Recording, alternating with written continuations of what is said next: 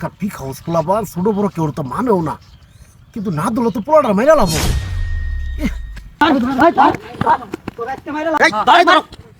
কি করতেছো তোমরা এইখানে? তোমরা যারা আছো সবাই কেউ মানুষ নাকি?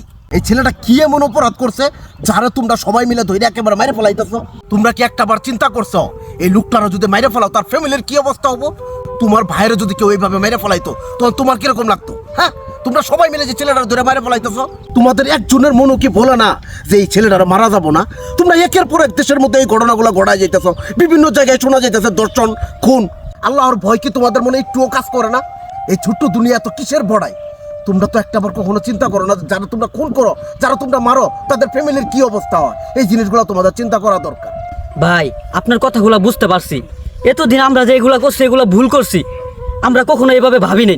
ভাই আমাদের মাফ করে দেন। হ ভাই আমরা ভুল করছি, আমরা মাফ করে দেন। আরে আমি কি মাফ করব?